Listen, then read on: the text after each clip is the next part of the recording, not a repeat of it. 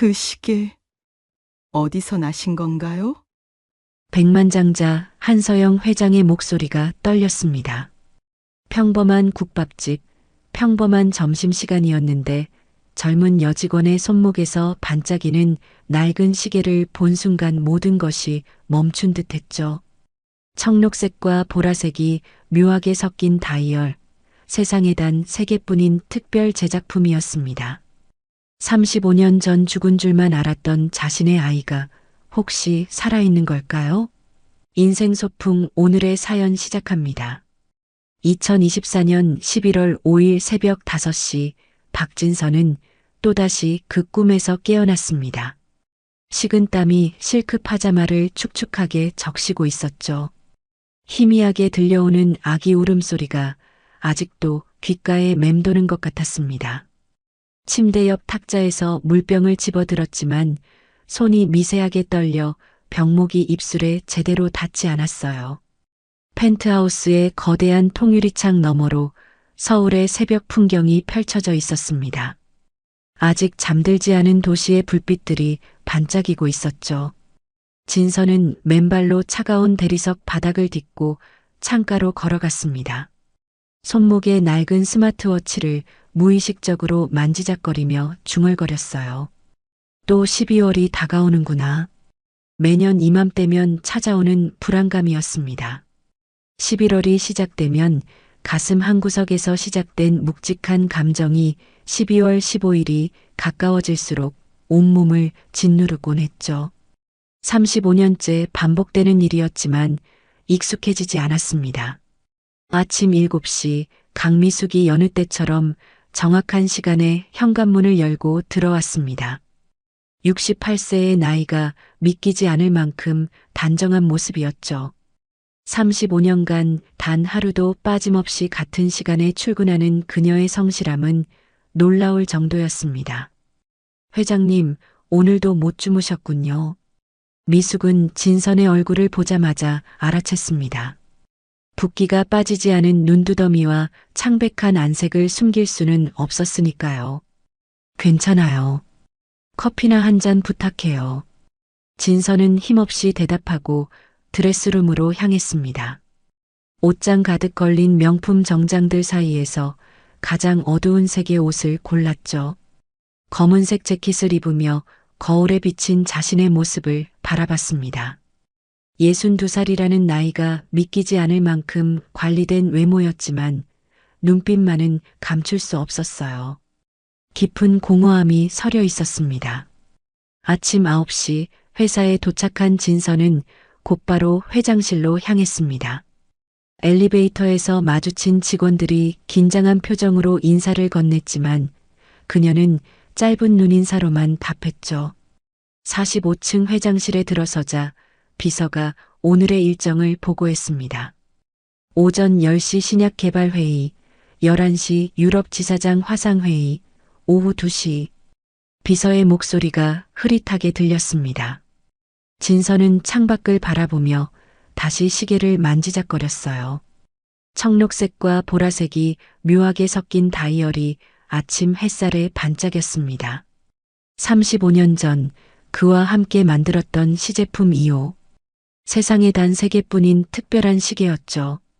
점심시간이 되자 진선은 늘 그렇듯 혼자 회사를 나섰습니다. 비서가 예약한 호텔 레스토랑 대신 골목길 안쪽의 작은 국밥집으로 향했어요.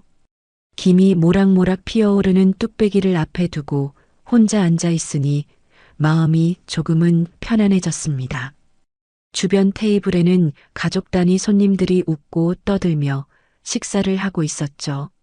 진선은 그들을 흐릿한 시선으로 바라보다가 이내 고개를 떨구었습니다. 오후 4시 정기 검진을 위해 들른 대학병원 VIP 병동에서 주치의가 걱정스러운 표정으로 말했습니다. 스트레스 수치가 너무 높으십니다. 충분한 휴식이 필요해요. 하지만 진선은 그저 고개만 끄덕일 뿐이었습니다. 휴식이라는 게 무엇인지 잊은 지 오래였으니까요. 11월 7일 아침 미숙은 평소보다 일찍 도착해 펜트하우스 구석구석을 청소하고 있었습니다. 다락방 정리를 하던 중 먼지가 켜켜이 쌓인 상자 하나를 발견했죠. 조심스럽게 상자를 열자 오래된 아기용품들이 나왔습니다. 작은 베네저고리, 딸랑이, 그리고 한 번도 사용하지 않은 것처럼 보이는 젖병들이었어요. 미숙의 손이 잠시 멈췄습니다. 표정이 복잡하게 일그러지더니 깊은 한숨을 내쉬었죠. 그때 뒤에서 진선의 목소리가 들렸습니다. 그걸 왜 꺼내셨어요? 놀란 미숙이 뒤를 돌아보자 진선이 창백한 얼굴로 서 있었습니다. 평소의 차가운 표정과는 달리 눈빛이 흔들리고 있었죠. 죄송해요, 회장님. 청소하다가 우연히. 35년째 왜 이걸 버리지 못하는 걸까요? 진선의 목소리는 혼잣말에 가까웠습니다. 상자 속 물건들을 하나씩 만져보던 그녀의 손끝이 미세하게 떨렸어요. 미숙은 그런 진선을 안타까운 눈빛으로 바라보다가 입을 열었습니다. 진짜 소중한 건 잃고 나서야 알게 되는 법이죠. 그 말에 진선이 날카롭게 미숙을 쳐다봤습니다. 순간 미숙의 얼굴에 당황한 기색이 스쳤지만 곧 태연한 표정을 지으며 상자를 다시 닫았어요. 오전 10시 회사 회의실에서 진선은 신입사원 최종 면접을 진행하고 있었습니다. 한 지원자의 이력서를 검토하던 중 가족사항란에서 시선이 멈췄죠. 미혼모, 2살 아들 양육 중이라는 내용이었습니다. 김 지원자님, 혼자서 아이를 키우시는 게 힘들지 않으신가요? 질문을 던진 진선 자신도 놀랐습니다. 면접과 무관한 개인적인 질문이었으니까요. 지원자가 당황하며 대답했어요. 힘들지만 아이가 있어서 더 열심히 살게 됩니다. 그 말에 진선의 가슴 한구석이 묵직해졌습니다. 펜을 내려놓고 창밖을 바라보던 그녀는 문득 일어나 회의실을 나가버렸죠. 당황한 면접관들이 서로를 바라보며 어쩔 줄 몰라 했습니다. 점심시간 미숙이 정성스럽게 싸온 도시락을 회장실로 가져왔습니다. 하지만 진선은 고개를 저었어요. 오늘은 혼자 있고 싶어요. 미숙이 나간 후 진선은 서랍 깊숙한 곳에서 낡은 수첩을 꺼냈습니다. 1989년이라고 적힌 표지를 넘기자 빛바랜 글씨들이 보였죠. 그녀가 27살에 쓴 일기였습니다. 오후 3시 비서가 들어와 보고했습니다. 회장님, 11월 20일 충북 음성 의료봉사 계획서입니다. 음성이요? 진선의 목소리가 떨렸습니다. 그곳은 특별한 의미가 있는 곳이었죠. 35년 전 그와 함께 처음 여행을 갔던 곳이었으니까요. 왜 하필 음성이죠? 비서의 질문에 진선은 대답하지 못했습니다. 자신도 모르게 선택한 장소였다는 걸 이제야 깨달았으니까요. 저녁 8시 미숙이 퇴근하기 전 진선에게 다가왔습니다. 회장님, 한 가지 여쭤봐도 될까요? 뭔데요? 35년간 한 번도 저에게 휴가를 가라고 하지 않으셨어요. 왜죠? 진선이 미숙을 빤히 쳐다봤습니다. 그 시선이 너무 날카로워 미숙이 움찔했죠. 미숙 씨는 왜 35년간 나를 떠나지 않죠? 역으로 던진 질문에 미숙이 잠시 침묵했습니다. 그리고 조용히 대답했어요. 제가 있어야 할 곳이니까요. 회장님 곁이 제 자리예요. 그 말에는 묘한 무게감이 있었습니다. 단순한 충성심 이상의 무언가가 느껴졌죠. 진선은 미숙의 눈을 들여다보려 했지만 그녀는 이미 고개를 숙이고 있었습니다. 11월 10일 오전 진선은 회사 창립 45주년 기념식 준비회의에 참석했습니다. 대회의실 앞쪽 스크린에는 아버지 박정수의 흑백 사진이 크게 떠 있었죠. 1979년 작은 제약회사로 시작해 오늘날 글로벌 의료기기 기업으로 성장한 역사를 담은 영상이 흘러나왔습니다. 홍보팀장이 자료를 넘기며 설명했어요. 1990년 박정수 전 회장님 서거 후 27의 나이로 경영권을 승계하신 현 회장님께서 진선은 화면 속 젊은 자신의 모습을 무표정하게 바라봤습니다. 검은 상복을 입고 아버지의 영정 앞에 서 있는 27살의 그녀. 그때의 눈빛에는 슬픔보다는 해방감이 더 짙게 배어 있었죠. 아무도 그것을 눈치채지 못했지만 진선 자신은 알고 있었습니다. 회장님, 개인 스토리를 좀 더 부각시키면 어떨까요? 젊은 나이에 홀로 회사를 일으킨 신화적인. 그만하세요. 진선의 차가운 목소리에 회의실이 순식간에 조용해졌습니다. 그녀는 천천히 일어나며 말했어요. 개인적인 이야기는 넣지 마세요. 회사의 성과만 강조하면 됩니다. 점심시간 여성 CEO 모임이 있는 호텔 레스토랑에 도착한 진선은 구석 테이블에 자리를 잡았습니다. 다른 CEO들이 화기애애하게 대화를 나누는 동안 그녀는 조용히 샐러드만 집어먹고 있었죠. 진선 씨, 따님은 잘 있어요? 작년에 미국에서 박사학위 받았다고 들었는데. 옆자리에 앉은 한 CEO가 물었습니다. 진선이 고개를 들어 그녀를 바라봤어요. 잠시 침묵이 흐른 후 낮은 목소리로 대답했습니다. 자녀가 없습니다. 아, 죄송해요. 제가 다른 분하고 헷갈렸나 봐요. 분위기가 어색해지자 진선은 냅킨을 테이블에 놓고 일어났습니다. 먼저 가보겠습니다. 레스토랑을 나온 진선은 차 안에서 한참을 앉아 있었습니다. 운전기사가 조심스럽게 백미러로 그녀를 살폈지만 진선은 창밖만 멍하니 바라보고 있었죠. 오후 4시 재벌 이세와의 맞선 자리가 잡혀 있었습니다. 상대방 집안에서 강력하게 요청한 만남이었지만 진선은 10분도 채 앉아 있지 않았어요. 죄송하지만 저는 결혼할 생각이 없습니다. 아직 저에 대해 잘 모르시는데 35년간 한 번도 바뀐 적 없는 생각입니다. 진선은 일어서며 지갑에서 카드를 꺼냈습니다. 커피값을 계산하고 나가려는 순간 상대 남자가 물었어요. 혹시 잊지 못하는 사람이 있으신가요? 진선의 발걸음이 멈췄습니다. 뒤돌아보지 않은 채 그녀는 조용히 말했죠. 그런 사람은 없습니다. 하지만 차에 오르자마자 진선은 무의식적으로 시계를 만졌습니다. 청록색과 보라색이 섞인 다이얼이 오후 햇살에 은은하게 빛나고 있었어요. 저녁 7시 펜트하우스로 돌아온 진선은 간단하게 라면을 끓였습니다.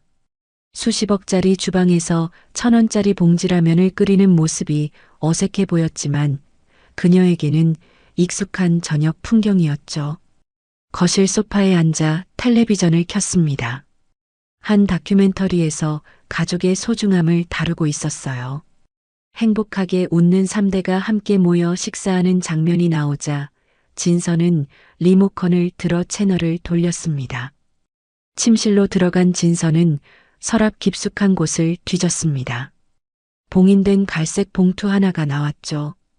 떨리는 손으로 봉투를 열자 오래된 병원 서류가 나왔습니다. 1989년 12월 15일이라는 날짜가 선명하게 찍혀 있었어요. 사산 진단서였습니다.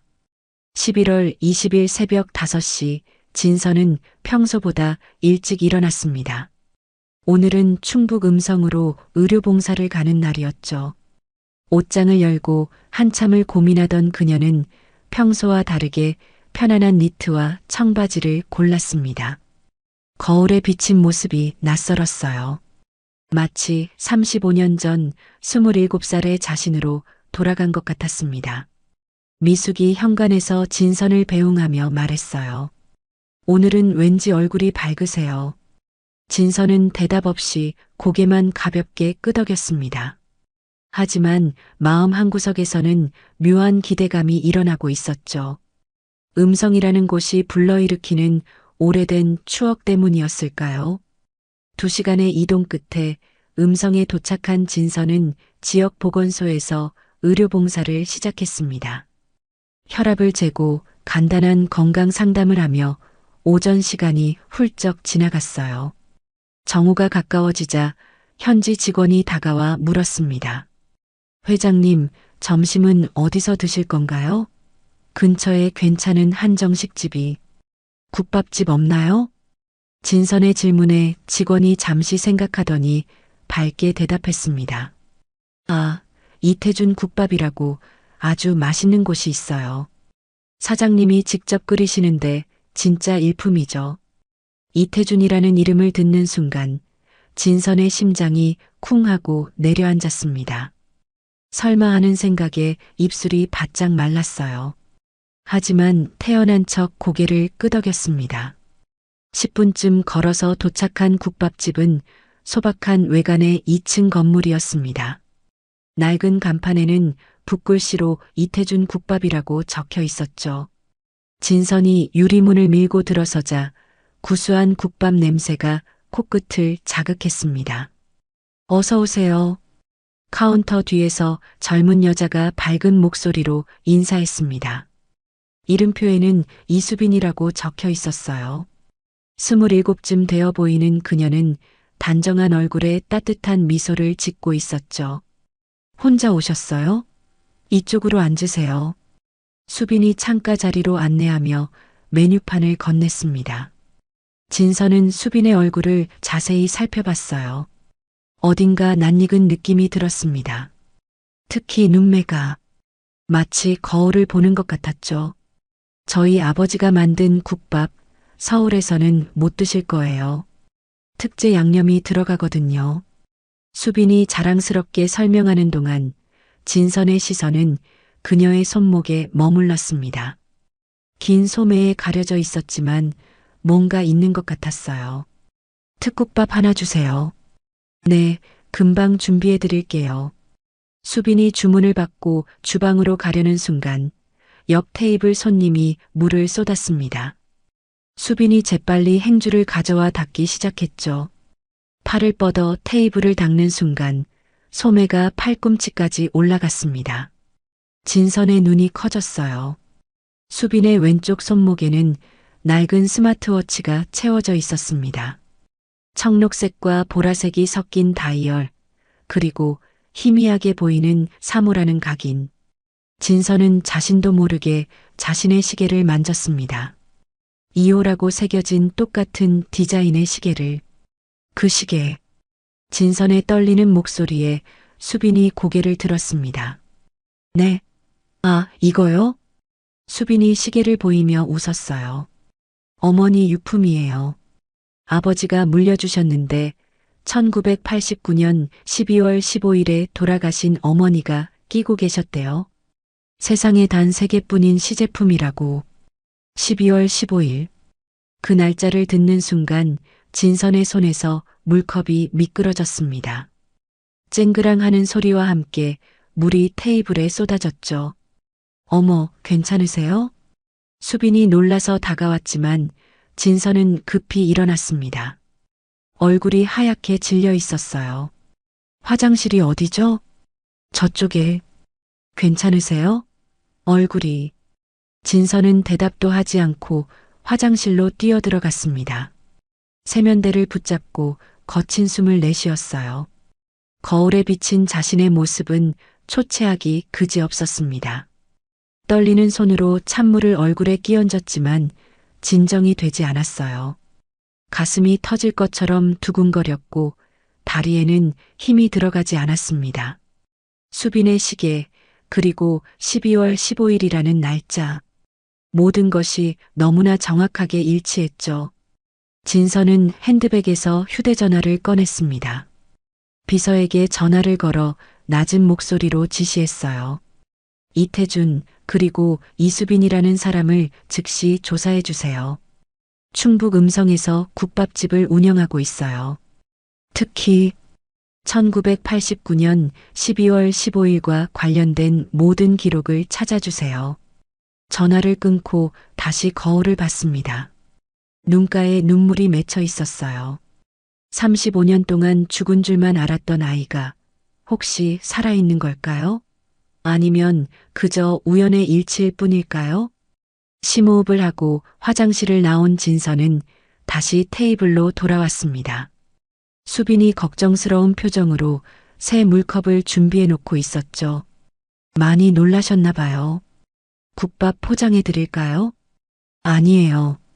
여기서 먹고 갈게요. 진서는 자리에 앉아 수빈을 다시 한번 자세히 살펴봤습니다. 이목구비 하나하나가 낯설지 않았어요. 특히 왼손 약지를 무의식적으로 만지는 버릇까지도 자신과 똑같았습니다. 뜨거운 국밥이 테이블에 놓였지만 진서는 숟가락을 들 수가 없었습니다. 수빈이 다른 손님들을 응대하는 모습을 계속 지켜보며 하나하나 관찰했어요. 걸음걸이, 말투, 손짓 하나하나가 낯설지 않았습니다. 특히 생각에 잠길 때 오른쪽 눈썹을 살짝 올리는 버릇까지도 자신과 똑같았죠. 아버님은 어떤 일을 하시나요? 진선이 수빈이 지나가는 길을 붙잡고 물었습니다. 갑작스러운 질문에 수빈이 잠시 멈칫했지만 곧 밝게 웃으며 대답했어요. 인쇄소를 운영하세요. 의료기기 설계도 전문이에요. 원래는 대학병원에서 연구원으로 일하셨대요. 진선의 심장이 다시 한번 크게 뛰었습니다. 의료기기 연구원이라니. 그것도 대학병원에서. 모든 조각들이 하나씩 맞춰지고 있었어요. 어머니는 언제 돌아가셨다고 했죠? 조심스럽게 던진 질문에 수빈의 표정이 잠시 어두워졌습니다. 제가 태어날 때요.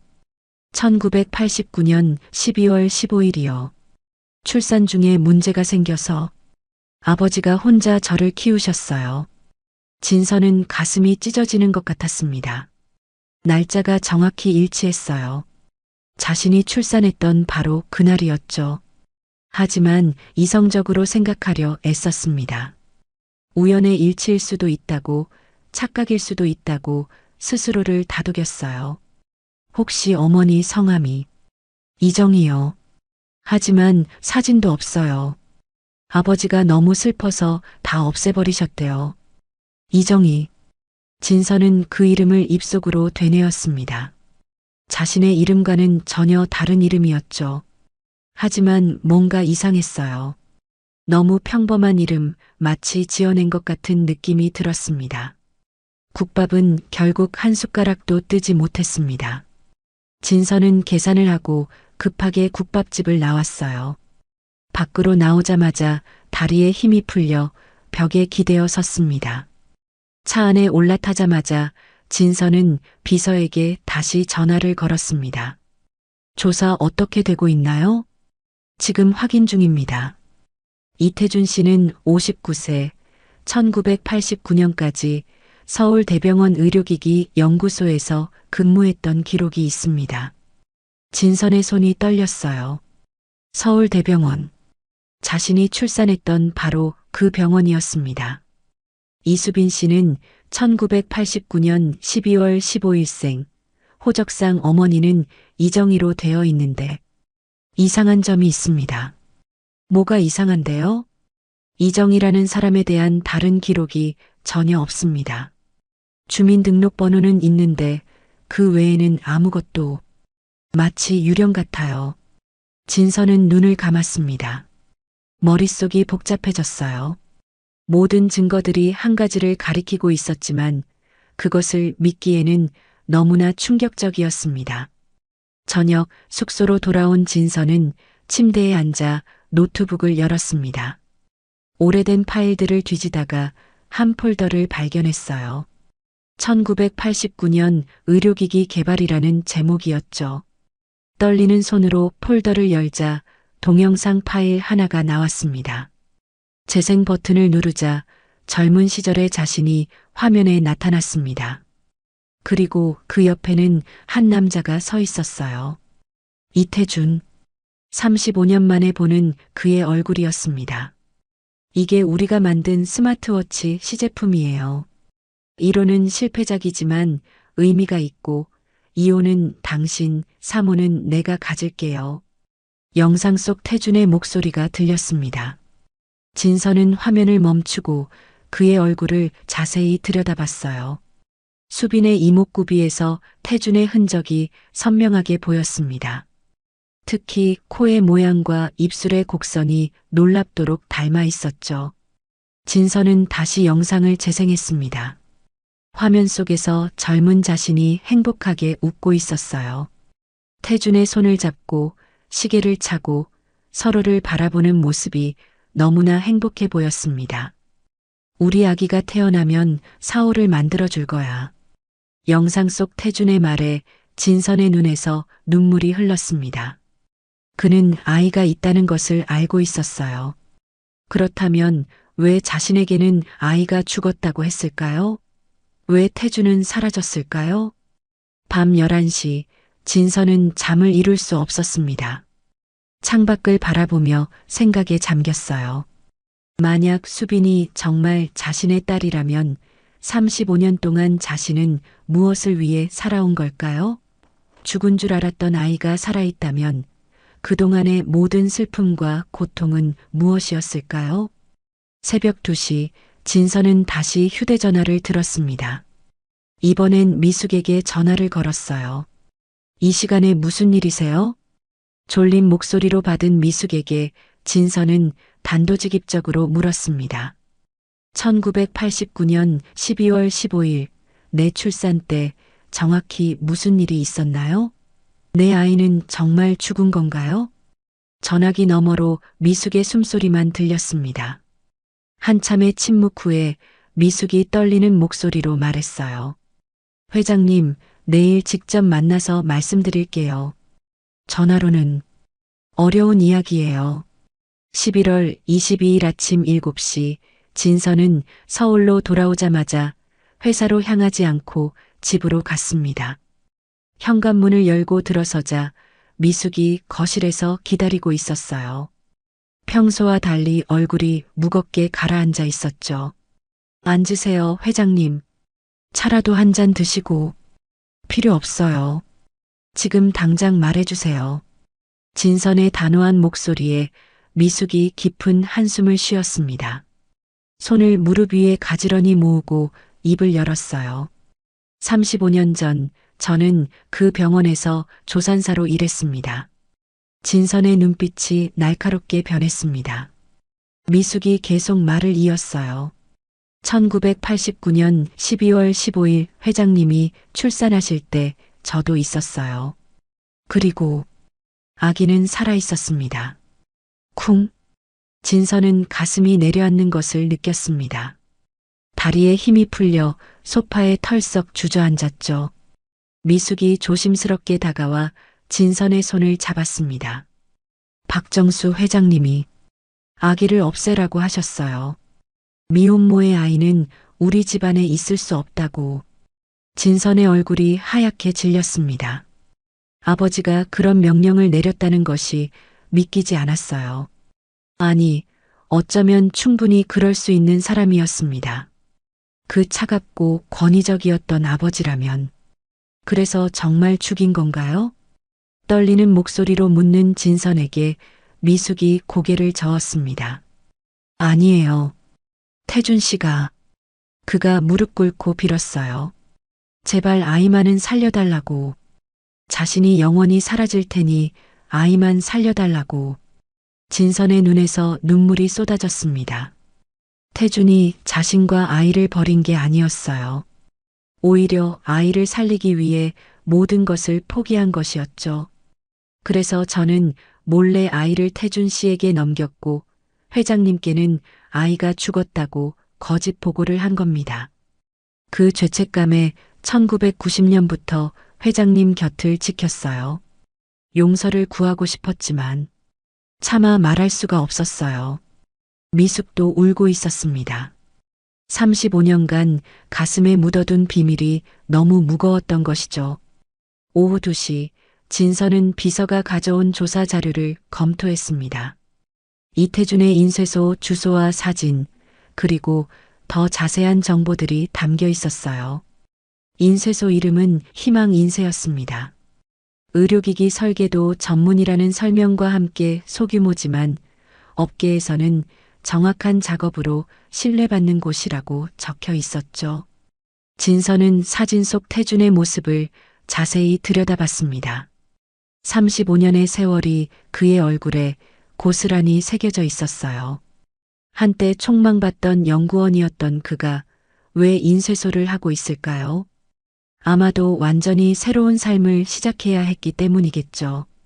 회장님, 한 가지 더 특이한 점이 있습니다. 비서가 다른 서류를 건넸습니다. 이태준 씨는 한 번도 재혼하지 않았습니다.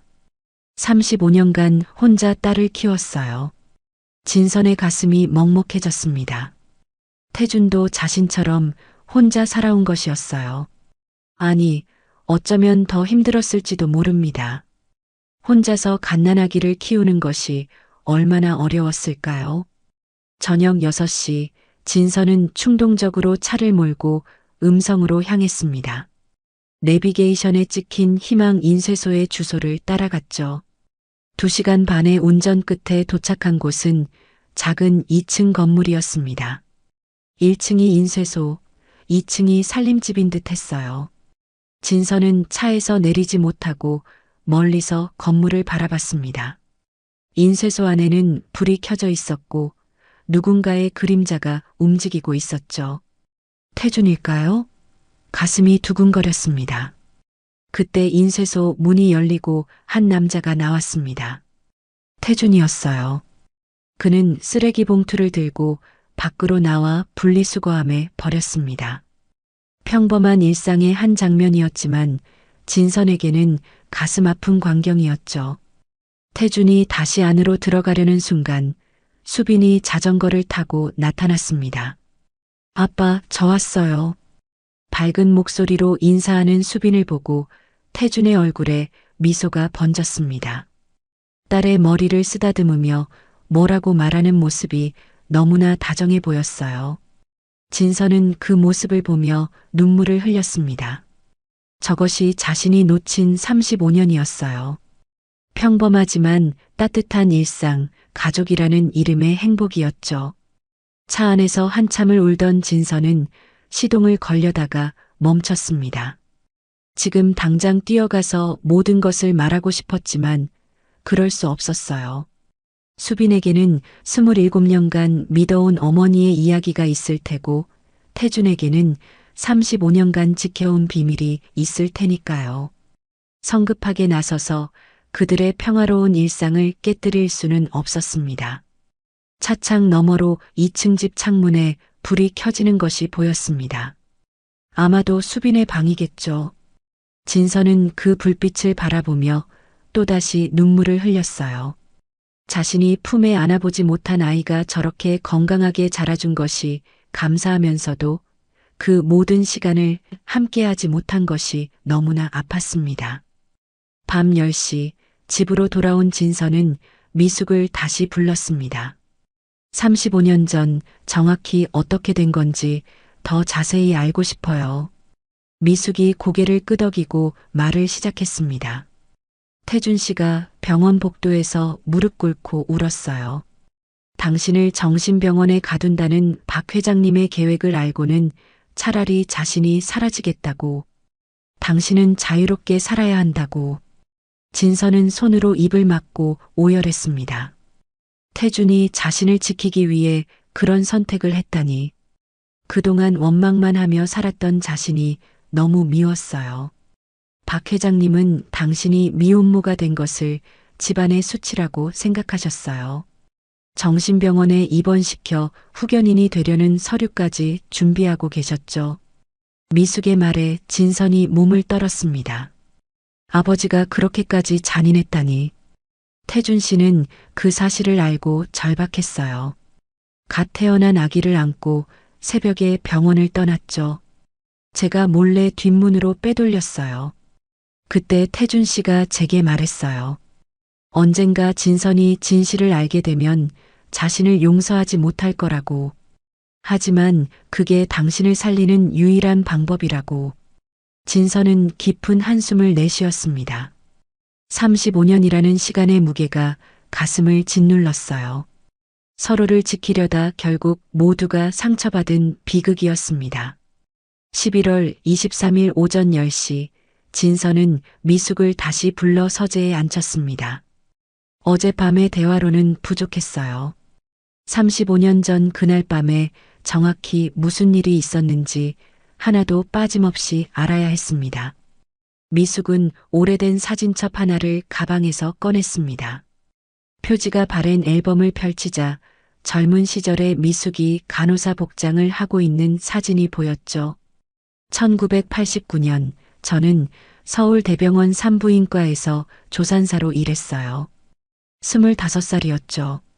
미숙의 목소리가 떨렸습니다. 기억을 더듬는 것이 고통스러운 듯 했어요.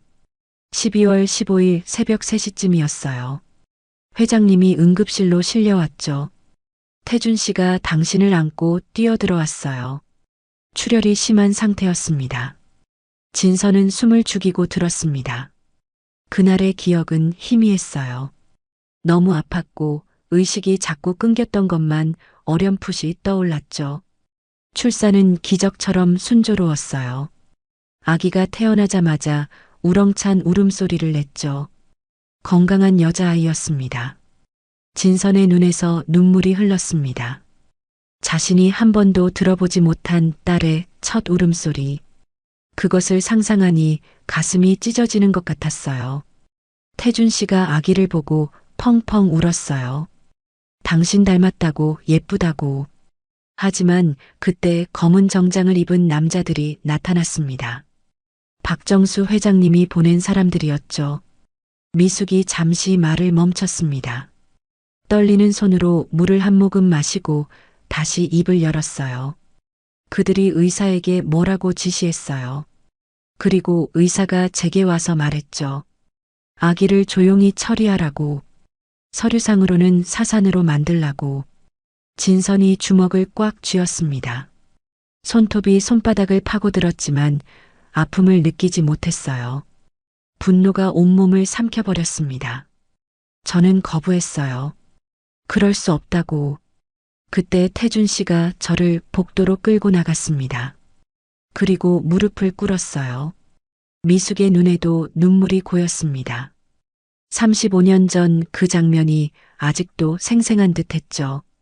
태준 씨가 제 발을 붙잡고 울면서 말했어요. 제발 아이를 살려달라고. 진선이 정신병원에 갇히게 될 거라고.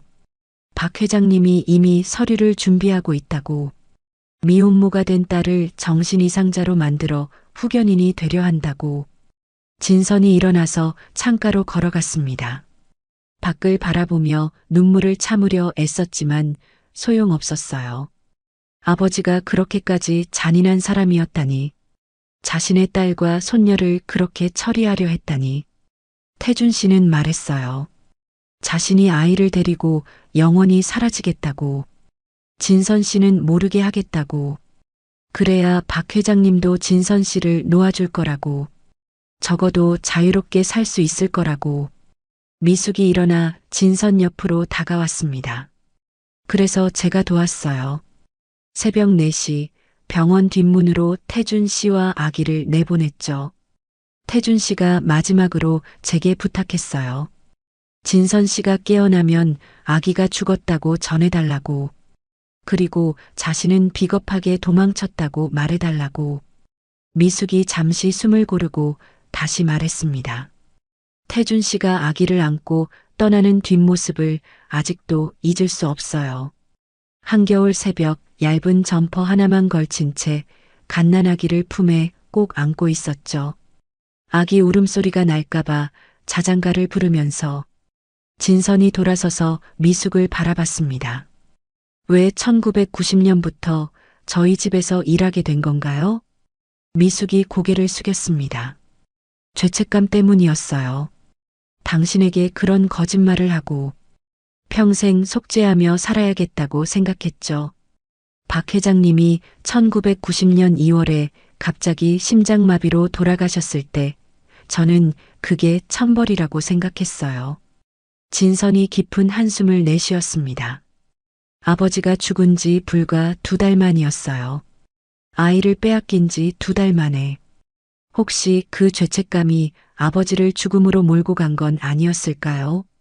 미숙 씨, 혹시 태준 씨와 연락한 적 있어요? 미숙이 고개를 저었습니다. 한 번도 없어요. 하지만 가끔 소식은 들었죠. 음성에서 아이를 혼자 키우고 있다고. 재혼도 하지 않고 오직 딸만 바라보며 산다고. 오후 3시 진선은 다시 음성으로 향했습니다. 이번엔 확실한 목적을 가지고 있었어요. 태준을 직접 만나야 했습니다. 더 이상 멀리서 지켜보기만 할 수는 없었죠. 희망 인쇄소 앞에 차를 세운 진선은 깊게 심호흡을 했습니다. 35년 만에 재회. 어떤 말을 해야 할까요? 어떻게 시작해야 할까요? 문을 밀고 들어가자 인쇄기 돌아가는 소리가 들렸습니다. 카운터 뒤에서 한 남자가 고개를 들었어요. 태준이었습니다. 순간 시간이 멈춘 것 같았습니다. 태준의 눈이 커지더니 손에 들고 있던 서류가 바닥으로 떨어졌죠. 입술이 파르르 떨렸지만 아무 소리도 나오지 않았습니다. 진선 씨, 태준의 목소리는 갈라져 있었습니다. 35년 만에 부르는 그 이름이 너무나 무거운 듯 했어요. 그는 카운터를 붙잡고 간신히 서 있었습니다. 다리가 후들거리는 게 보였죠. 진선도 말을 할 수가 없었습니다. 목구멍이 막힌 것처럼 아무 소리도 나오지 않았어요. 그저 서로를 바라보며 서 있을 뿐이었습니다. 35년의 시간이 두 사람 사이에 거대한 벽처럼 놓여 있었죠. 태준이 먼저 시선을 돌렸습니다. 떨어진 서류를 주우려 몸을 숙였지만 손이 너무 떨려서 종이를 잡을 수가 없었어요. 진선이 다가가 함께 서류를 주었습니다. 두 사람의 손이 잠시 스쳤고 그 순간 둘 다 움찔했죠. 어떻게 여기를. 태준이 겨우 말을 꺼냈습니다. 진선은 눈물이 날 것 같아서 고개를 돌렸어요. 인쇄소 벽에 걸린 수빈의 사진들이 보였습니다. 갓난아기 때부터 최근까지 성장 과정이 고스란히 담겨 있었죠. 11월 25일부터 30일까지 진선은 매일 음성을 찾았습니다. 하지만 태준을 직접 만나지는 못했어요. 지난번 인쇄소에서의 만남 이후 태준이 자리를 피하고 있다는 걸 알 수 있었죠. 대신 진선은 국밥집에서 수빈을 관찰하는 데 집중했습니다. 점심시간마다 국밥집을 찾은 진선은 항상 같은 자리에 앉았어요. 창가 구석, 수빈의 움직임을 가장 잘 볼 수 있는 곳이었죠. 수빈은 처음엔 낯선 손님이 자주 오는 것을 의아해했지만 곧 친근하게 대해주기 시작했습니다. 오늘도 오셨네요. 이제 단골이신가 봐요. 수빈이 밝게 웃으며 물을 따라주었습니다. 진선은 그 미소를 보며 가슴이 먹먹해졌어요. 자신의 젊은 시절 모습이 거기 있었습니다. 11월 27일 진선은 중요한 발견을 했습니다. 수빈이 주문을 받으며 메모하는 모습을 보다가 왼손잡이라는 걸 알게 된 거죠. 진선도 왼손잡이였습니다. 어릴 때 아버지가 오른손을 쓰도록 강요했지만 결국 왼손잡이로 남았던 기억이 떠올랐어요. 왼손잡이시네요. 진선이 조심스럽게 말을 걸자 수빈이 펜을 들어 보이며 웃었습니다. 네, 아빠도 왼손잡이예요. 유전인가 봐요. 태준은 오른손잡이였습니다. 진선은 그것을 분명히 기억하고 있었어요. 그렇다면 수빈의 왼손잡이는 자신에게서 온 것이었죠. 그날 저녁 진선은 비서에게 수빈의 의료 기록을 구해달라고 부탁했습니다. 며칠 후 전달받은 서류를 보고 진선은 확신을 갖게 되었어요. 수빈의 혈액형은 AB형 RH 음성. 한국인 중 1000명에 1명꼴로 나타나는 희귀 혈액형이었습니다. 진선과 정확히 같은 혈액형이었죠. 11월 29일 진선은 수빈의 SNS를 찾아냈습니다. 공개된 게시물은 많지 않았지만 그 중에서 의미 있는 글들을 발견했어요. 2020년 5월 8일 게시물에는 이런 글이 있었습니다. 엄마 없이 자라는 게 힘들었지만 아빠가 엄마 목까지 해주셔서 감사해요. 세상에서 가장 좋은 아빠. 2019년 12월 15일 수빈의 생일 게시물도 있었어요. 매년 이날이면 아빠가 우시는데 엄마 생각 때문인 것 같아요. 나를 낳다가 돌아가신 엄마 한 번도 못 봤지만 사랑해요. 진서는 그 글을 읽으며 흐느꼈습니다. 수빈이 자신을 그리워하고 있었어요. 죽은 엄마로 알고 있지만 그래도 사랑한다고 말하고 있었죠. 더 아래로 내려가자 오래된 사진 하나가 눈에 들어왔습니다. 수빈이 5살쯤 되었을 때 찍은 듯한 사진이었어요. 작은 손목에 커다란 시계를 차고 있는 모습이었죠. 엄마 시계 차고 놀던 날, 아빠가 처음으로 엄마 이야기를 해주신 날이라는 설명이 달려 있었습니다. 진서는 화면을 확대해서 시계를 자세히 봤습니다. 틀림없는 사모 시제품이었어요. 어린 수빈이 그 무거운 시계를 차고 해맑게 웃고 있는 모습이 너무나 사랑스러우면서도 가슴 아팠습니다. 11월 30일 진서는 또 다른 중요한 사실을 알게 되었습니다. 국밥집에서 수빈이 손님과 대화하는 것을 우연히 듣게 된 거예요. 간호학과 나왔는데 왜 국밥집에서 일해요? 한 손님의 질문에 수빈이 대답했습니다. 원래는 병원에서 일하고 싶었어요. 엄마가 간호사였다고 들어서 저도 그 길을 가고 싶었죠. 하지만 아빠가 혼자 계시는 걸 보니 차마 떠날 수가 없더라고요. 진선의 가슴이 아팠습니다. 수빈이 자신처럼 간호사가 되고 싶어 했다니. 그런데 아버지를 위해 꿈을 포기했다니요. 그날 밤 진선은 결심했습니다. 더 이상 관찰만 할 수는 없었어요. 수빈에게 진실을 말해야 했습니다. 하지만 어떻게 시작해야 할지 막막했죠. 12월 1일 진선은 마침내 용기를 냈습니다. 국밥집 문을 열고 들어가자 수빈이 반갑게 맞아주었어요. 어서 오세요. 오늘은 뭔가 결심하신 표정이네요. 수빈의 말에 진선이 놀랐습니다. 표정에서 뭔가를 읽은 걸까요? 수빈 씨, 잠시 얘기 좀 할 수 있을까요? 중요한 이야기예요. 진선의 진지한 표정에 수빈이 고개를 갸웃거렸습니다. 지금은 점심시간이라 좀 바쁜데 2시쯤 괜찮으세요? 진선이 고개를 끄덕였습니다. 2시간을 기다리는 동안 가슴이 터질 것 같았어요. 수많은 시나리오를 머릿속으로 그려봤지만 어떤 말로 시작해야 할지 여전히 막막했습니다. 기다리는 동안 진선은 국밥집 벽에 걸린 사진들을 다시 한번 살펴봤습니다. 수빈의 졸업식 사진, 태준과 함께 찍은 가족 사진들. 그중 하나가 특히 눈에 들어왔어요. 수빈이 10살쯤 되었을 때 찍은 듯한 사진이었는데 배경이 놀이공원이었습니다. 태준이 수빈을 어깨에 태우고 있었고 둘 다 솜사탕을 들고 활짝 웃고 있었죠. 진서는 그 사진을 보며 생각했습니다.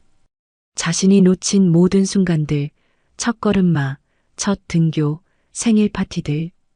태준이 혼자서 그 모든 것을 해냈어요. 엄마 역할까지 하면서 말이죠. 2시가 되자 수빈이 앞치마를 벗고 진선 앞에 앉았습니다. 호기심 가득한 눈빛으로 진선을 바라봤죠. 평소와 달리 긴장한 듯 손가락을 꼼지락거리는 모습이 어린아이 같았어요. 무슨 말씀을 하시려고? 저희 가게에 문제가 있나요? 수빈의 걱정스러운 물음에 진선이 고개를 저었습니다.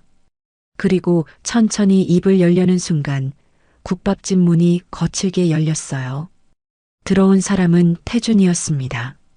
평소보다 초췌한 모습이었죠. 며칠 동안 제대로 자지 못한 듯 눈 밑에 다크서클이 짙게 드리워져 있었어요.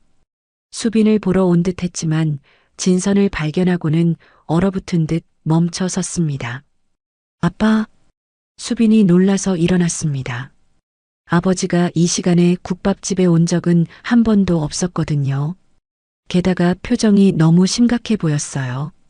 태준의 시선이 진선에게 고정되어 있었습니다. 입술이 파르르 떨렸고 주먹을 꽉 쥔 손에는 핏줄이 도드라져 보였죠. 마치 도망치고 싶지만 발이 땅에 붙어버린 사람 같았어요. 진선도 천천히 일어났습니다. 수비는 두 사람이 서로를 아는 사이라는 걸 직감했어요. 그 팽팽한 긴장감은 낯선 사람들 사이에서는 나올 수 없는 것이었죠. 아빠, 이분 아세요? 수빈의 질문에도 태주는 대답하지 못했습니다. 그저 진선을 바라보며 고개를 미세하게 저을 뿐이었어요. 제발 지금은 아니라는 무언의 간청이었죠. 12월 1일 오후 국밥집에서 태준과 마주친 후 진선은 일단 물러났습니다. 태준의 간절한 눈빛을 무시할 수 없었어요. 수빈이 의아한 표정으로 두 사람을 번갈아 봤지만 진선은 급한 일이 생겼다며 자리를 떠났습니다. 그날 저녁 진선은 오정환 박사를 찾아갔습니다. 충북 청주의 한 요양원에 있다는 정보를 입수한 후였죠. 75의 나이에도 정정한 모습의 오 박사는 진선을 보자마자 알아봤습니다. 진선 씨, 오랜만이네요.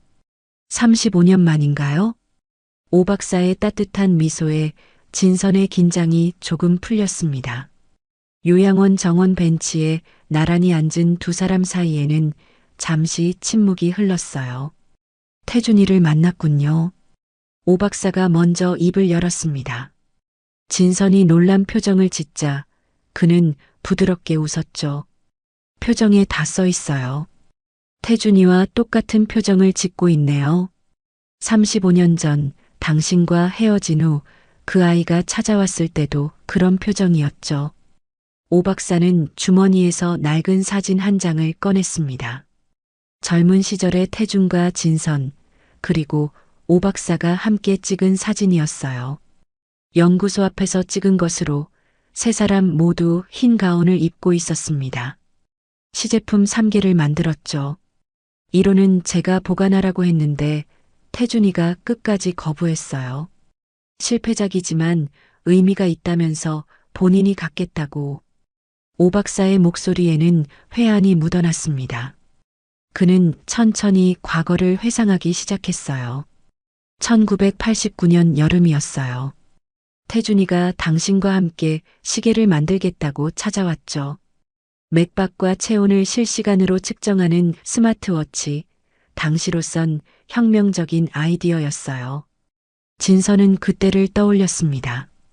태준의 눈빛이 얼마나 빛났는지, 밤새 설계도를 그리던 그의 열정이 얼마나 뜨거웠는지.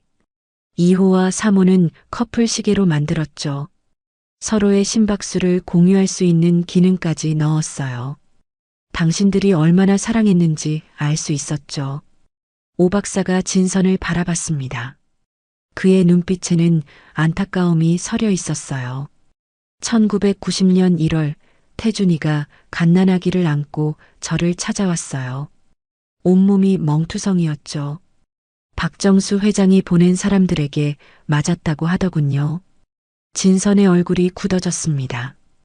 태준이 맞았다니. 그것도 자신의 아버지가 보낸 사람들에게. 그래도 태준이는 행복해 보였어요. 아기가 살았다고, 그것만으로도 감사하다고. 하지만 당신 얘기를 하면 금세 눈물을 흘렸죠. 오 박사는 잠시 말을 멈추고 하늘을 올려다봤습니다. 겨울 하늘은 맑고 차가웠어요. 태준이는 연구소를 떠났어요. 모든 것을 포기하고 음성으로 내려갔죠. 작은 인쇄소를 차렸는데 그나마 의료기기 설계도를 다루는 일이라 완전히 손을 놓지는 않은 셈이었어요.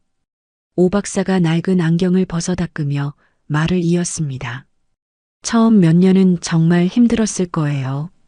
갓난아기를 혼자 키우면서 일까지 해야 했으니까요. 가끔 전화가 와서 조언을 구하곤 했죠. 아기가 열이 나는데 어떻게 해야 하냐. 밤에 계속 우는데 왜 그런 거냐. 진선이 물었습니다. 왜 음성이었나요? 당신과의 추억이 있는 곳이라고 했어요. 처음 여행을 갔던 곳이라면서 그곳에서 아이를 키우면 당신과 함께 있는 것 같을 거라고. 진선의 눈에서 눈물이 흘렀습니다. 태준도 자신처럼 추억을 붙잡고 살았던 거였어요. 10년 전쯤 태준이가 다시 찾아왔어요. 수빈이가 대학에 들어갔다고 자랑하러 왔더군요. 간호학과에 합격했다면서 엄마를 닮아서 그런가 하며 울고 웃고. 오 박사가 진선의 손을 잡았습니다. 주름진 손이 따뜻했어요. 태준이는 단 하루도 당신을 잊은 적이 없어요. 매년 12월 15일이면 수빈이 생일을 축하하면서도 당신 생각에 울었다고 들었어요. 진선이 흐느꼈습니다. 35년의 오해와 그리움이 한꺼번에 쏟아져 나왔어요. 박사님, 저 어떻게 해야 할까요? 오 박사가 부드럽게 미소 지었습니다. 이미 답은 알고 있지 않나요? 용기가 필요할 뿐이죠. 태준이도 수빈이도 당신도 모두가 너무 오래 기다렸어요. 오 박사는 일어서며 마지막으로 한 가지를 더 꺼냈습니다. 작은 상자였어요. 이게 시제품 1호예요. 태준이가 맡겨두고 갔어요. 언젠가 당신이 찾아오면 전해달라고. 진선이 떨리는 손으로 상자를 열었습니다.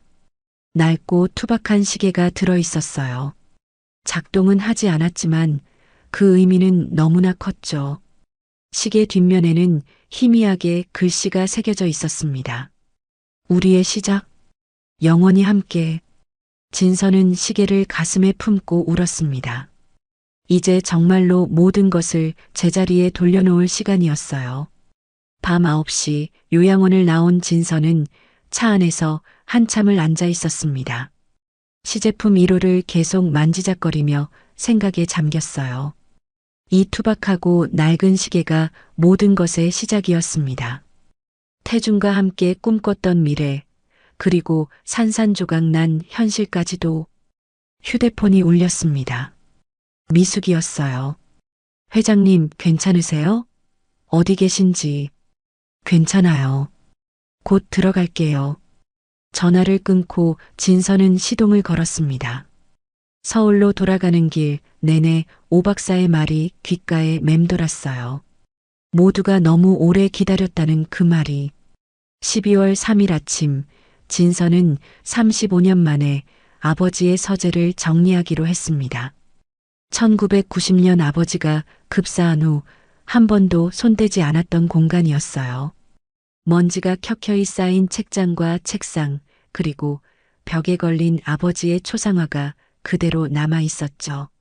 미숙이 청소 도구를 가져왔지만 진선은 혼자 하겠다고 했습니다. 이것은 자신이 직접 마주해야 할 과거였으니까요. 책상 서랍을 하나씩 열어보던 중 잠긴 서랍 하나를 발견했습니다. 열쇠는 책상 아래 비밀칸에 숨겨져 있었어요. 서랍을 열자 두꺼운 일기장 여러 권이 나왔습니다. 1989년부터 1990년까지의 일기였죠. 진선은 떨리는 손으로 1989년 12월의 일기를 펼쳤습니다. 12월 10일, 진선이가 임신했다는 소식을 들었다. 그것도 그 하찮은 연구원의 아이라니. 우리 가문이 치욕이다. 내 딸이 미혼모가 되다니 차라리 죽는 게 나았을 것을. 진선의 손이 떨렸습니다. 아버지의 차가운 글씨체가 칼날처럼 가슴을 찔렀어요. 계속 읽어 내려갔습니다. 12월 13일, 정신과 의사와 상담했다. 진선이를 정신병원에 입원시키면 내가 후견인이 될 수 있다고 한다. 미혼모는 정신이 온전하지 않다는 진단서를 만들기로 했다. 아이는 당연히 없애야 한다. 진선이 책상을 주먹으로 내리쳤습니다. 아버지가 이렇게까지 치밀하게 계획했다니. 자신의 딸과 손녀를 이렇게 처리하려 했다니. 12월 15일, 오늘 진선이가 출산했다. 내가 보낸 사람들이 처리하기로 했다. 그런데 그 이태준이란 놈이 무릎 꿇고 빌었다고 한다. 아이만 살려달라고. 진선이는 모르게 하겠다고. 비겁한 놈. 하지만 그 편이 깔끔할지도 모른다. 진선이는 아이가 죽은 줄 알고 그 남자도 사라지면 모든 게 원점으로 돌아간다. 다음 장을 넘기자 12월 16일 일기가 나왔습니다. 그 남자가 아이를 데리고 사라졌다. 내 부하들이 그를 좀 손봐줬다고 한다. 다시는 나타나지 못할 것이다. 진선이는 아직 의식이 없다. 깨어나면 모든 게 끝났다고 알려야겠다. 진선의 눈에서 눈물이 쏟아졌습니다. 태준이 맞았다는 게 사실이었어요. 그것도 아이를 안고 도망가면서까지 맞았다니. 1990년 1월의 일기를 펼쳤습니다. 1월 5일. 진선이가 퇴원했다. 죽은 듯이 지내고 있다. 아이가 죽었다는 충격이 큰 모양이다. 하지만 이게 최선이다.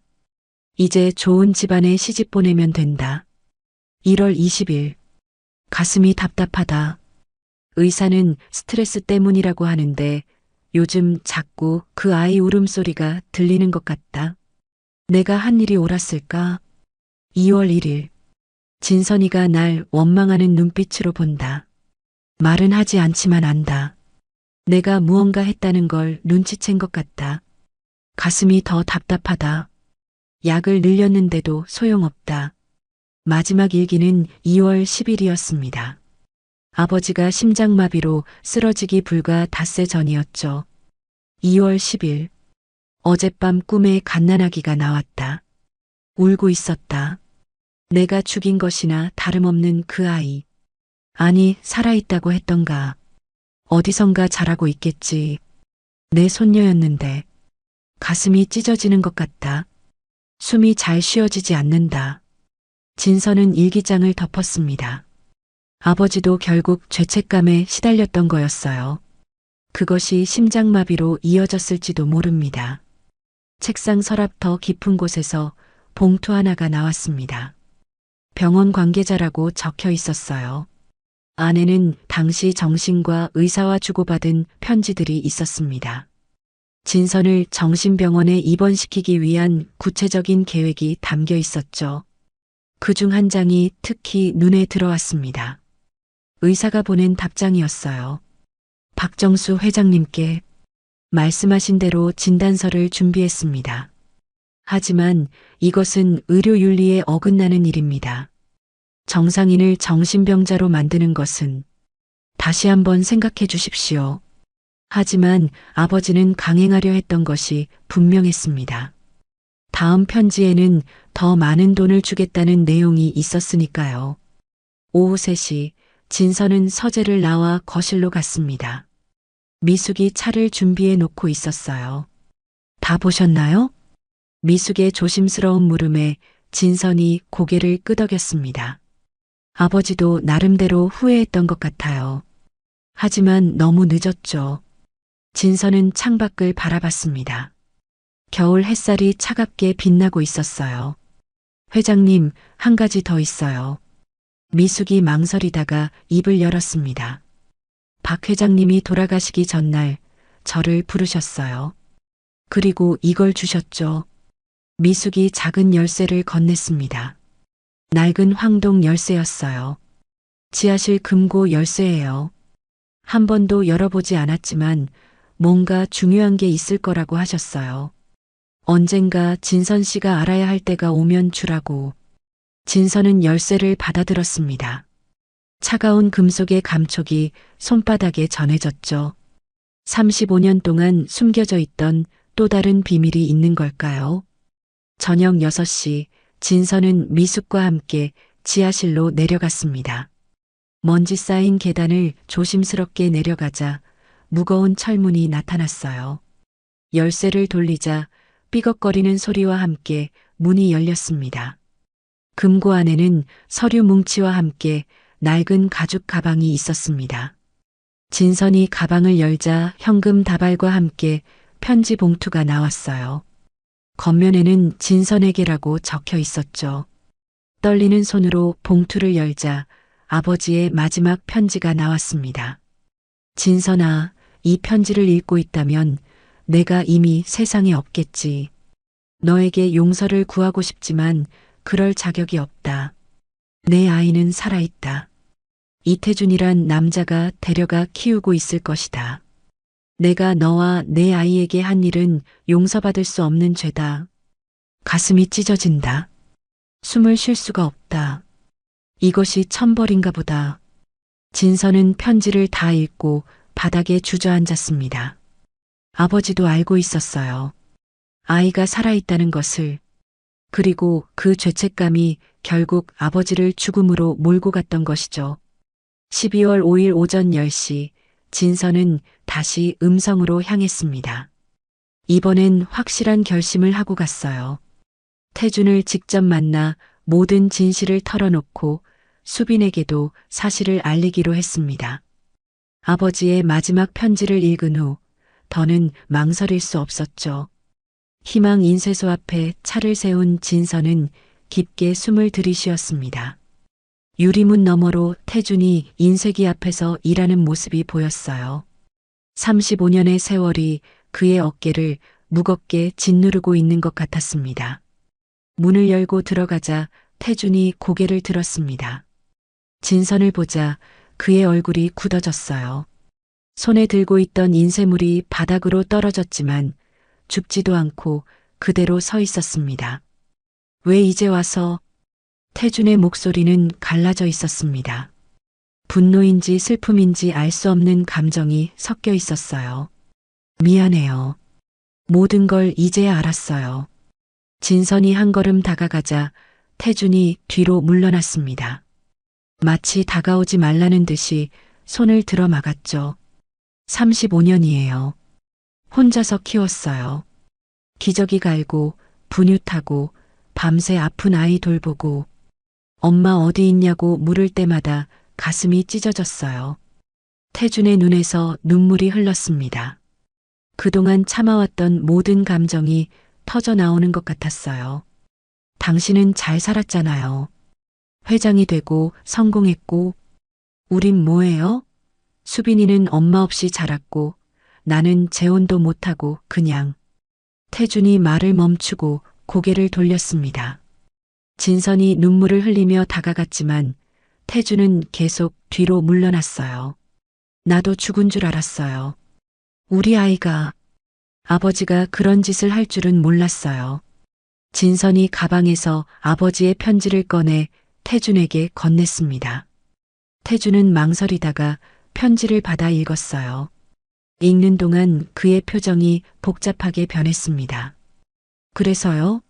이제 와서 뭘 어떻게 하자는 겁니까? 태준의 목소리가 차가웠습니다. 35년의 시간이 만든 벽은 너무 높았어요. 수빈이에게 엄마가 되고 싶어요. 그 아이도 알 권리가 있잖아요. 진선의 말에 태준이 격하게 반응했습니다. 그럴 자격이 있다고 생각하세요? 27년을 엄마 없이 자란 아이에게 이제 와서 나타나서 뭐라고 할 건데요? 태준이 인쇄소 벽에 걸린 수빈의 사진들을 가리켰습니다. 갓난아기 때부터 지금까지의 모든 순간이 담겨 있었죠. 이 모든 시간을 당신은 없었어요. 첫 걸음마 할 때도, 첫 등교날도, 졸업식 때도, 아플 때 엄마를 찾으며 울 때도 당신은 없었어요. 태준의 말 한마디 한마디가 진선의 가슴을 찔렀습니다. 모두 사실이었으니까요. 그래도 수빈이는 알아야 해요. 엄마가 살아있다는 걸. 왜요? 잘 살고 있는 아이를 왜 혼란스럽게 만들려고 하는 거예요? 당신의 죄책감 때문에? 태준의 날카로운 지적에 진선이 말문이 막혔습니다. 정말 수빈을 위한 것인지 아니면 자신의 죄책감을 덜기 위한 것인지 확신이 서지 않았어요. 바로 그때 국밥집 문이 열리고 수빈이 들어왔습니다. 아빠, 점심 같이 먹으려고. 수빈이 진선을 발견하고 놀란 표정을 지었습니다. 그리고 아버지의 붉어진 눈을 보고는 걱정스러운 얼굴이 되었죠. 무슨 일이에요? 아빠 왜 우셨어요? 태준이 급히 눈을 닦으며 고개를 저었습니다. 아니야, 아무것도 아니야. 손님이 가시려던 참이었어. 태준이 진선을 향해 돌아서며 차갑게 말했습니다. 그만 가세요. 다시는 오지 마세요. 진선은 수빈을 한번 바라봤습니다. 딸의 걱정스러운 눈빛이 가슴을 아프게 했어요. 하지만 태준의 단호한 거절 앞에서 더는 어떻게 할 수가 없었습니다. 진선이 문을 나서는 순간 수빈이 뒤따라 나왔습니다. 저기 손님, 괜찮으세요? 수빈의 따뜻한 목소리에 진선이 뒤돌아봤습니다. 딸이 자신을 걱정하고 있었어요. 모르는 사람인 줄 알면서도 걱정해주는 그 마음이 너무 고마웠습니다. 괜찮아요. 고마워요. 진선은 힘겹게 미소를 짓고는 차에 올랐습니다. 백미러로 보니 수빈이 아직도 걱정스러운 표정으로 서 있었어요. 태준이 나와서 수빈을 데리고 들어가는 모습이 마지막으로 보였습니다. 12월 7일부터 10일까지 진선은 서울과 음성을 오가며 35년 전의 추억이 담긴 장소들을 찾아다녔습니다. 태준의 거절 이후 무너진 마음을 추스르기 위해서였지만 오히려 더 깊은 깨달음을 얻게 되었어요. 첫 번째로 찾아간 곳은 서울대병원이었습니다. 35년 전 자신이 출산했던 바로 그 병원이었죠. 산부인과 병동은 리모델링되어 예전 모습을 찾을 수 없었지만 복도를 걷는 것만으로도 가슴이 아팠습니다.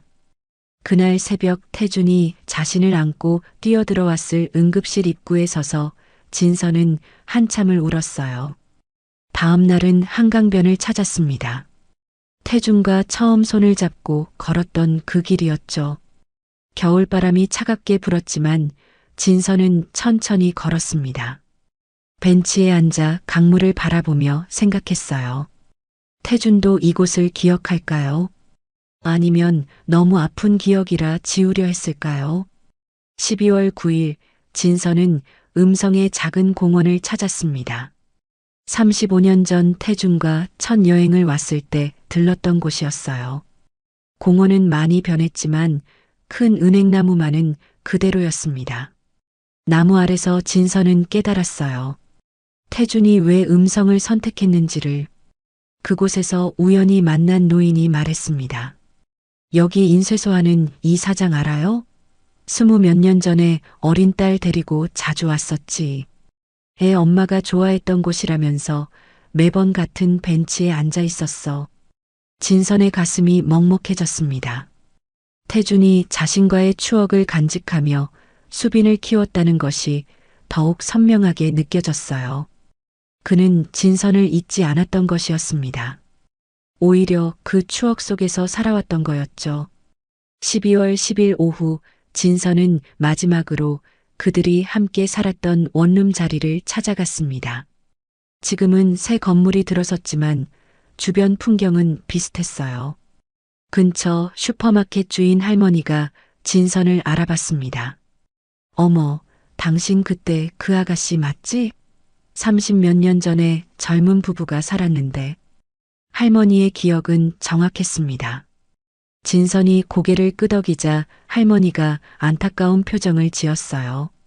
그 남자가 혼자 아기 안고 나가는 걸 봤어.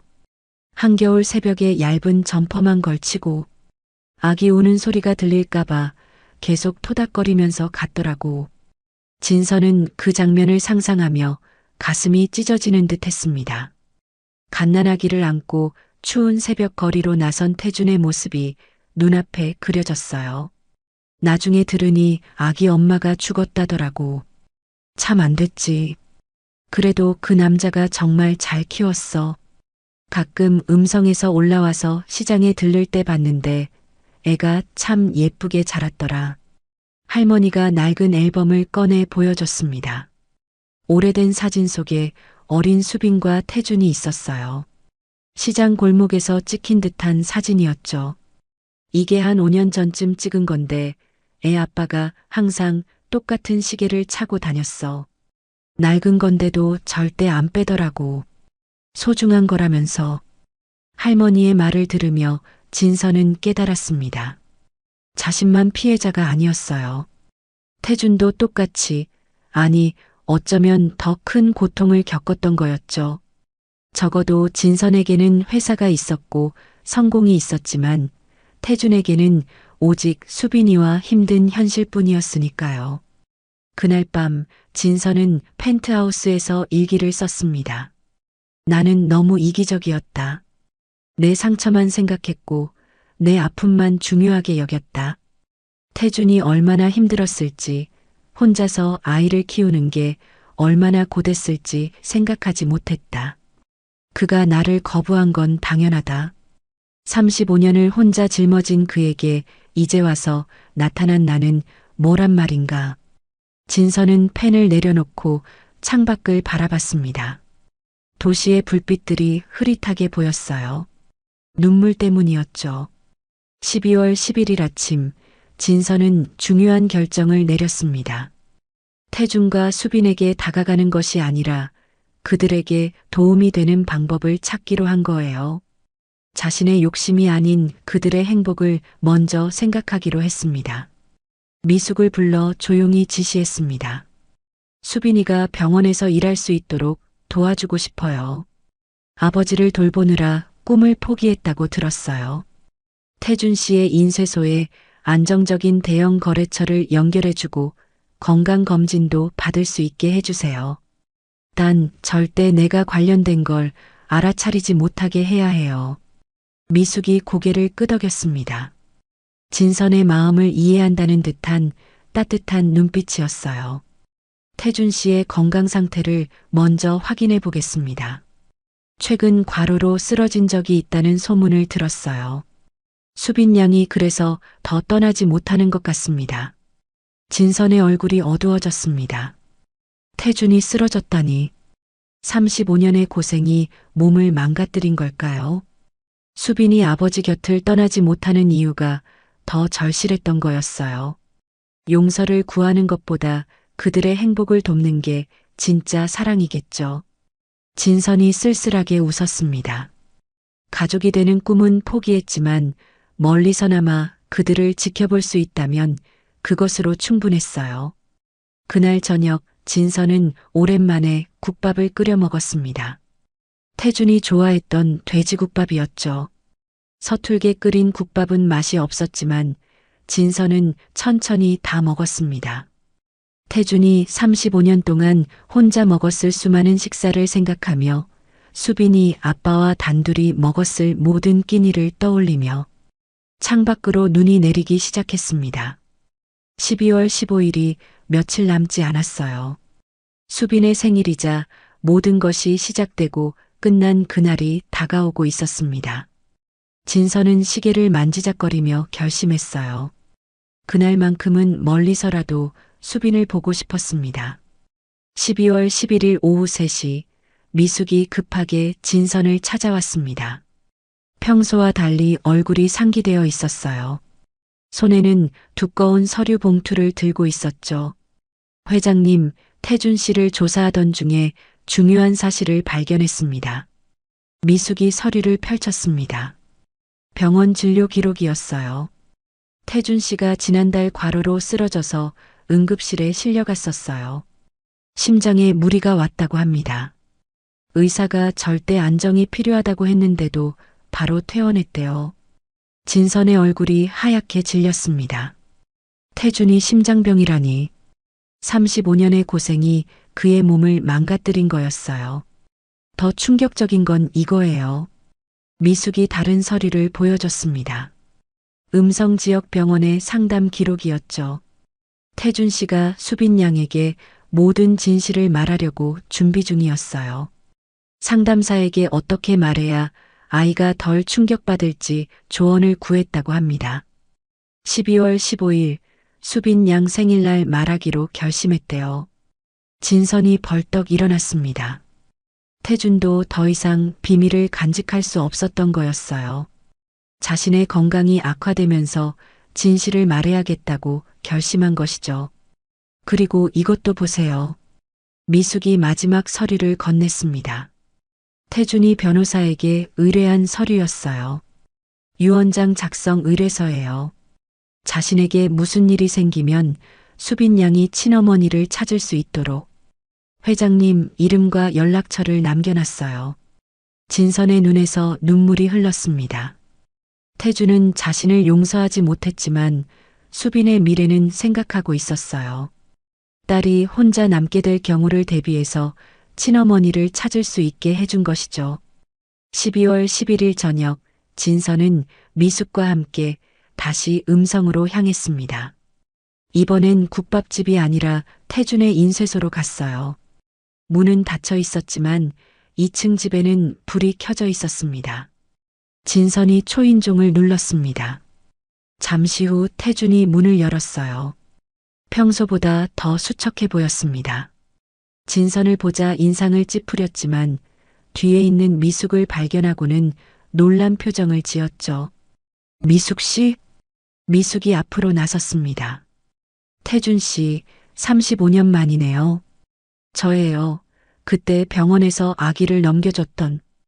태준의 눈이 커졌습니다. 그날 새벽 갓난아기를 품에 안겨주던 조산사를 알아본 거였어요. 들어오세요. 태준이 문을 열어줬습니다. 좁은 거실에는 수빈의 사진들이 가득했어요. 갓난아기 때부터 현재까지 27년의 성장 과정이 벽을 채우고 있었죠. 왜 오셨어요? 태준이 물으니 미숙이 대답했습니다. 진실을 모두 말씀드리러 왔어요.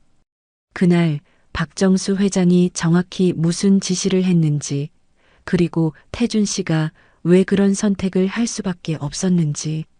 미숙은 차분하게 35년 전 그날의 모든 것을 설명했습니다. 박정수가 진선을 정신병원에 가두려 했던 계획, 아기를 없애라는 명령, 그리고 태준이 무릎 꿇고 애원했던 순간까지. 태준 씨는 진선 씨를 구한 거예요. 정신병원에 갇힐 뻔한 진선 씨를 자유롭게 해준 거죠. 태준이 고개를 숙였습니다. 어깨가 떨리고 있었어요. 하지만 진선 씨는 모든 걸 잃었잖아요. 아이도 저도. 진선이 입을 열었습니다. 아니에요. 당신이 우리 아이를 살렸어요. 그리고 이렇게 훌륭하게 키워줬고요. 오히려 제가 감사해야 해요. 태준이 고개를 들어 진선을 바라봤습니다. 눈에 눈물이 가득했어요. 12월 15일에 수빈이에게 말하려고 했어요. 더는 숨길 수 없어서. 제 건강도 안 좋고 혹시 제게 무슨 일이 생기면 수빈이가 혼자 남을까봐. 진선이 태준의 손을 잡았습니다. 35년 만에 처음으로 맞잡은 손이었어요. 같이 말해요. 우리 함께 수빈이에게 진실을 말해요. 태준이 진선의 손을 꽉 잡았습니다. 거칠고 마른 손이었지만 따뜻했어요. 정말 괜찮을까요? 수빈이가 받아들일 수 있을까요? 미숙이 부드럽게 말했습니다. 수빈 양은 현명한 아이예요. 진실을 알 권리가 있고 또 받아들일 수 있을 거예요. 두 분이 함께라면 가능할 겁니다. 그날 밤 세 사람은 오랫동안 이야기를 나눴습니다. 35년의 오해와 아픔을 하나씩 풀어나갔어요. 태주는 진선에게 수빈의 성장 과정을 자세히 들려줬고, 진선은 그동안 어떻게 살아왔는지 솔직하게 털어놨습니다. 밤 11시가 되어서야 진선과 미숙이 일어났습니다. 태준이 문까지 배웅하며 말했어요. 12월 15일 오후 2시 국밥집에서 만나요. 수빈이 생일 축하를 그곳에서 하거든요. 진선이 고개를 끄덕였습니다. 이제 정말 모든 진실이 밝혀질 시간이 다가오고 있었어요. 12월 15일 오후 1시 30분, 진선은 국밥집 앞에 도착했습니다. 평소의 검은 정장 대신 편안한 흰색 블라우스와 베이지색 바지를 입었어요. 손에는 작은 선물 상자를 들고 있었죠. 안에는 시제품 1호가 들어 있었습니다. 국밥집 문을 열기 전 진선은 깊게 숨을 들이쉬었습니다. 35년 만에 딸에게 엄마라고 말하게 될 순간이 코앞에 다가와 있었어요. 손이 떨렸지만 더 이상 도망칠 수는 없었습니다. 안으로 들어가자 수빈이 밝은 얼굴로 맞이했습니다. 어서 오세요. 오늘은 특별한 날이에요. 제 생일이거든요. 수빈의 해맑은 미소에 진선의 가슴이 먹먹해졌습니다. 딸이 자신의 생일을 이렇게 밝게 맞이하는 모습이 감격스러웠어요. 축하해요. 진선이 겨우 그 말을 꺼내자 수빈이 고개를 갸웃거렸습니다. 저희 서로 모르는 사이인데 어떻게 제 생일을 아셨어요? 바로 그때 태준이 주방에서 나왔습니다. 평소보다 단정하게 차려입은 모습이었어요. 진선과 눈이 마주치자 작게 고개를 끄덕였습니다. 약속대로 왔다는 안도감이 그의 얼굴에 스쳤죠. 수빈아, 잠깐 앉아볼래? 할 이야기가 있어. 태준의 진지한 목소리에 수빈이 의아한 표정을 지었습니다. 아버지가 이렇게 심각한 표정을 짓는 건 처음이었거든요. 국밥집 문을 뒤집어 걸고 세 사람은 창가 테이블에 앉았습니다. 태준이 입을 열기 전에 한참을 망설였어요. 입술이 파르르 떨렸고 눈가에는 이미 눈물이 맺혀 있었습니다. 수빈아, 아빠가 27년 동안 거짓말을 했어. 엄마에 대해서. 수빈의 얼굴이 굳어졌습니다. 아버지의 떨리는 목소리에 뭔가 심상치 않은 일이 벌어질 거라는 예감이 들었어요. 엄마는 죽지 않았어. 살아계셔. 수빈이 놀란 눈으로 아버지를 바라봤습니다. 그리고 천천히 고개를 돌려 진선을 봤어요. 진선의 눈에서 눈물이 흘러내리고 있었습니다. 설마. 수빈의 목소리가 떨렸습니다. 믿을 수 없다는 표정으로 진선과 태준을 번갈아 봤어요. 진선이 떨리는 손으로 시계를 풀어 테이블 위에 놓았습니다. 2호 시제품이었죠. 수빈도 자신의 시계를 봤습니다. 3호 시제품. 두 시계가 나란히 놓이자 모든 게 명확해졌어요. 엄마. 수빈의 목소리는 거의 들리지 않을 정도로 작았습니다. 진선이 고개를 끄덕이며 흐느꼈어요. 미안해. 정말 미안해. 내가 죽은 줄 알았어. 35년 동안. 태준이 떨리는 목소리로 설명하기 시작했습니다. 35년 전 그날 밤의 이야기를. 외할아버지가 진선을 정신병원에 가두려 했던 것, 아기를 없애려 했던 것, 그리고 자신이 아기를 구하기 위해 모든 것을 포기했다는 것까지. 수빈은 충격에 아무 말도 할 수 없었습니다. 27년 동안 믿어왔던 모든 것이 거짓이었다니. 하지만 동시에 아버지가 자신을 지키기 위해 얼마나 큰 희생을 했는지도 알게 되었어요. 아빠가 나를 위해서. 수빈이 아버지의 손을 잡았습니다. 그리고 진선을 바라봤어요. 처음 보는 어머니. 하지만 어딘가 낯익은 얼굴이었습니다. 거울을 보는 것 같았어요. 왜 이제야? 왜 이제야 오신 거예요? 수빈의 물음에 진선이 대답했습니다. 몰랐어. 정말 몰랐어. 내가 살아있는 줄, 아빠가 너를 키우고 있는 줄. 2달 전에야 알았어. 수빈의 눈에서도 눈물이 흘렀습니다. 분노와 슬픔, 그리고 이해가 뒤섞인 복잡한 감정이었어요. 27년을 엄마 없이 살았어요. 아빠 혼자 고생하시는 걸 보면서. 진선이 수빈의 손을 잡으려 했지만 수빈이 손을 뺐습니다. 아직은 받아들이기 어려웠어요. 태준이 수빈에게 말했습니다. 수빈아, 엄마를 원망하지 마. 모든 건 어른들의 잘못이었어. 너희 외할아버지, 그리고 나. 엄마는 피해자였어. 수빈이 한참을 울었습니다. 태준과 진선은 그저 기다릴 뿐이었어요. 35년의 시간을 단번에 이해하고 받아들이기는 어려운 일이었으니까요. 한참 후 수빈이 고개를 들었습니다. 눈은 빨갛게 부어 있었지만 그 안에는 결심이 담겨 있었어요. 시간이 필요해요. 갑자기 엄마라고 부르기는 어려워요. 하지만 수빈이 진선을 바라봤습니다. 알고 싶어요. 엄마가 어떤 사람인지, 어떻게 살아왔는지.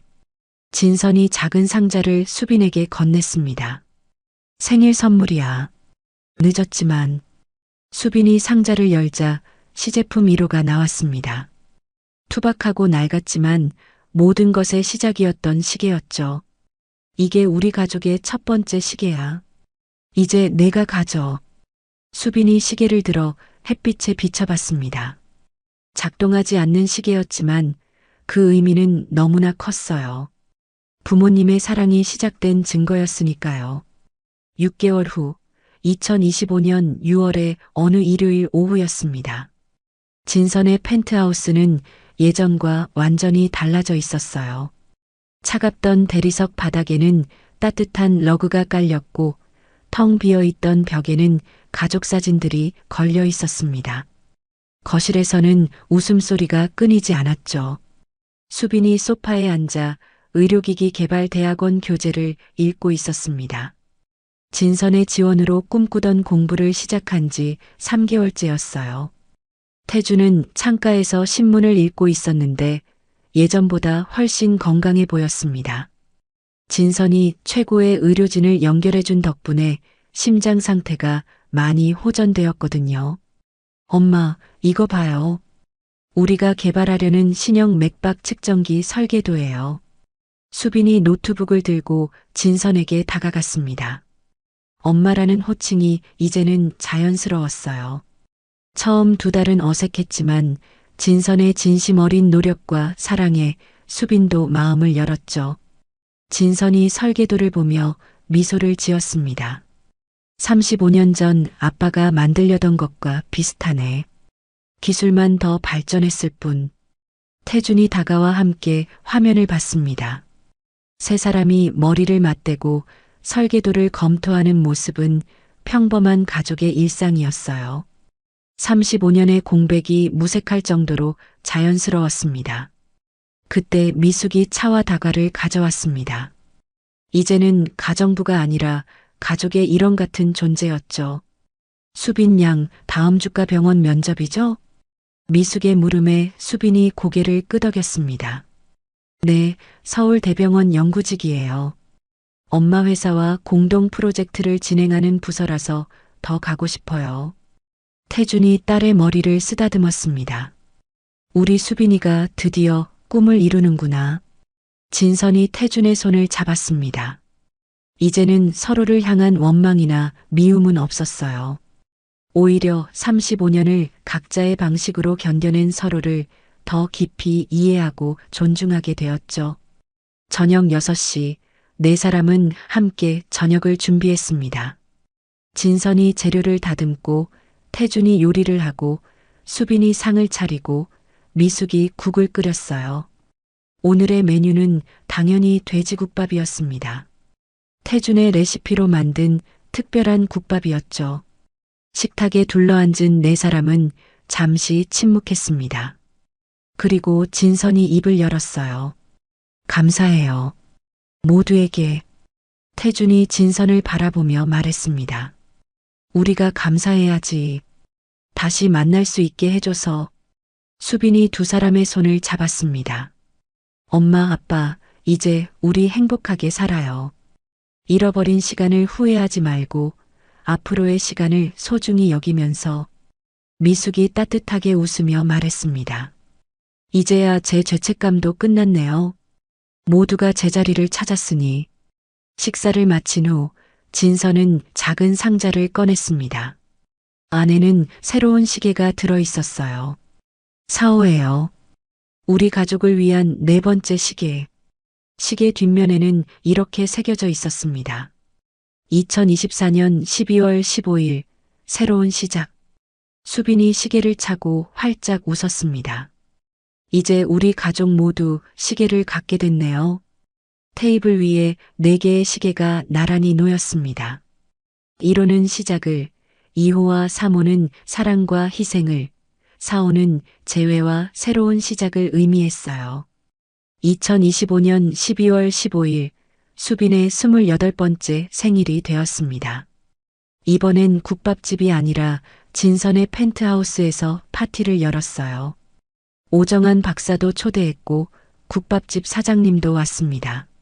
모두가 수빈의 새로운 출발을 축하했죠.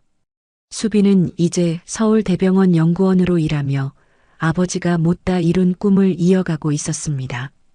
태주는 진선의 회사 기술 고문이 되어 다시 연구 현장으로 돌아왔어요. 진선은 예전보다 훨씬 따뜻한 사람이 되어 직원들에게도 존경받는 진정한 리더가 되었습니다. 케이크에 촛불을 켜고 모두가 노래를 불렀습니다. 수빈이 소원을 빌고 촛불을 불자 진선과 태준이 동시에 말했어요. 생일 축하해, 우리 딸. 처음으로 함께하는 생일 축하였지만 마치 늘 그래왔던 것처럼 자연스러웠습니다. 밤이 깊어가고 손님들이 돌아간 후 세 사람은 거실에 남아 창밖의 야경을 바라봤습니다. 눈이 소복이 내리기 시작했어요. 35년 전 그날처럼. 하지만 이제는 다릅니다.